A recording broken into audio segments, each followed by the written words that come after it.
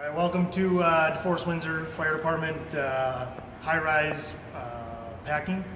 So we're rolling out a new high-rise pack style. Here's the things we're going to need. We're going to need two 50-foot sections of our white hose, and these will be marked, and I'll show you those in a minute. We're going to need a nozzle, gated Y, a spanner, and 3 straps. So we'll get started right away. I'm going to show you here on this one. All of our white hose is now going to be marked at 32 inches from the female couplings end. This is where we're going to start with our high-rise folds. All right, so we're going to put our high-rise line up on its side like this. First fold is going to start right there at that line. Okay. We're going to fold it out all the way up to the end of that coupling. All right, and then we're just going to go back and forth with it. Okay, all the way up to the coupling there.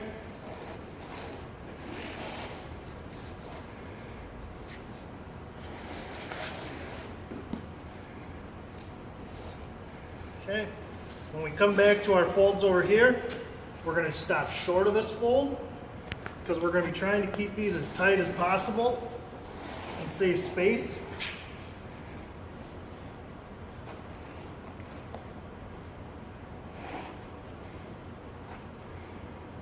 Short.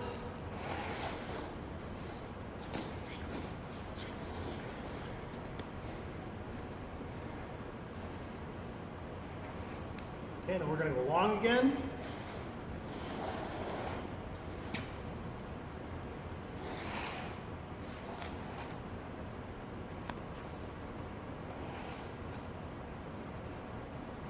Another long.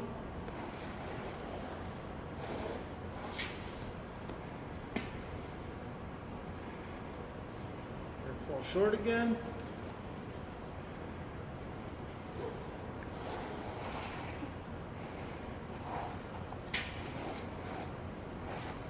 Another short.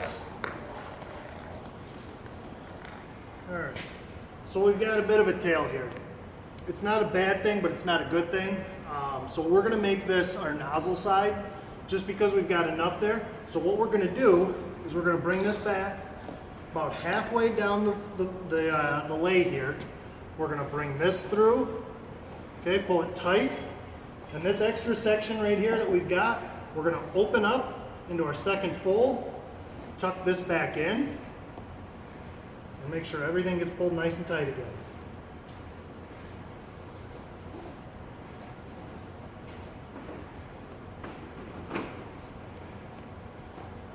Okay. Throw our nozzle on here.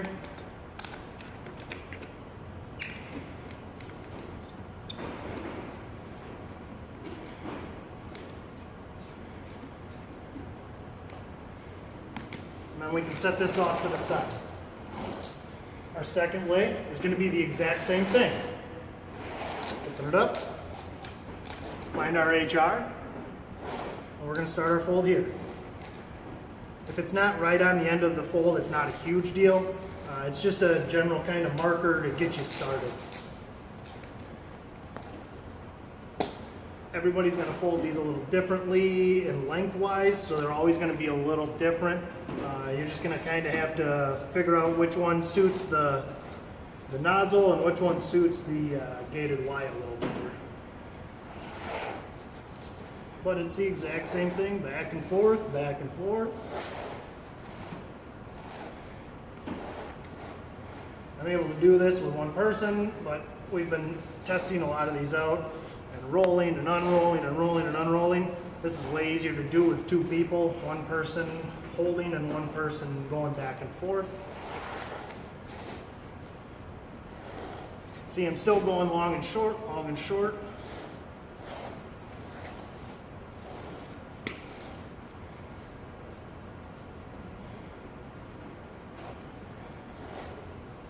Some of you may recognize this as a Denver roll is what it's called. Well, we're kind of modifying it to make it a DeForest Windsor roll, or at least to suit our needs. They use 2.5 for it, and they carry it in single sections, but they're also going up actual high-rise buildings.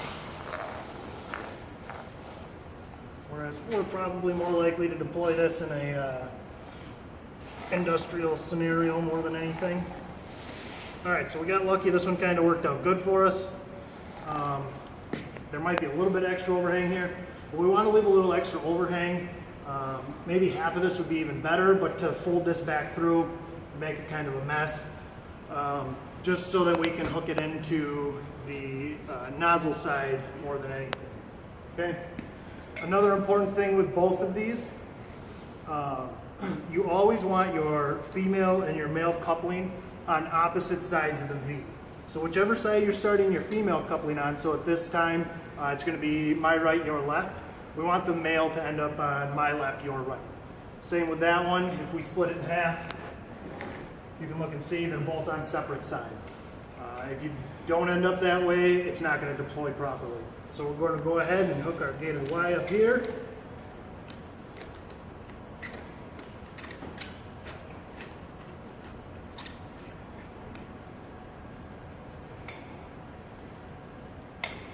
Dress it up nicely.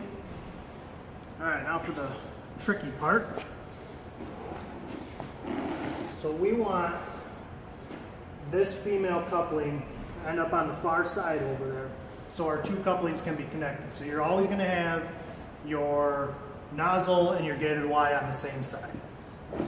So again, a little easier with two people, but manage it with one. Pick it up, set it down on top. Pick everything back together. Try to line your V's up because that's going to be where you're carrying this from. That's going to make it a little more comfortable on your shoulder. Put your male and female up. All right, we're ready to get this bad cat banded together. First one we're going to put on is going to be nozzle side. All right. So we want to try to make sure we can keep our bails closed.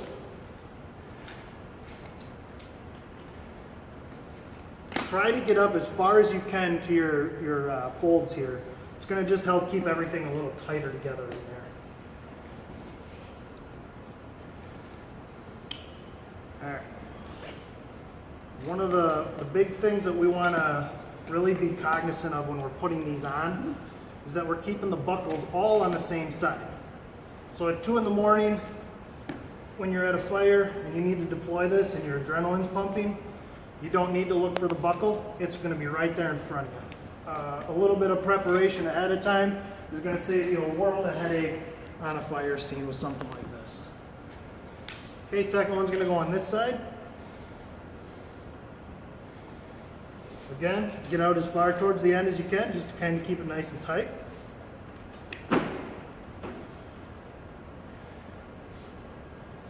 Keeping the buckle up top.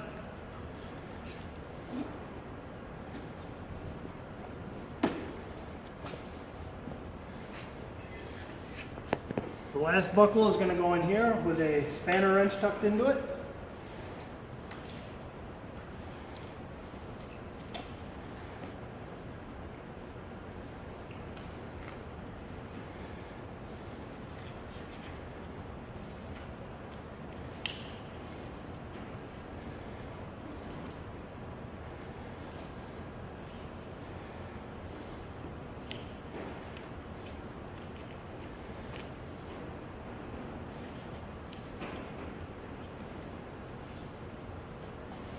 And that one's always going to be going on the same side as the nozzle and the gated Y. That's pretty much it. That's the load. It's easy to pick up. It's easy to carry. Up and through and over your shoulder.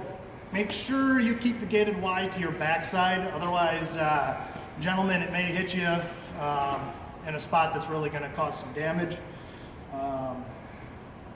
If you have any questions, feel free to ask myself, Firefighter Kinnison, or any of the officers. Thanks and have a good night.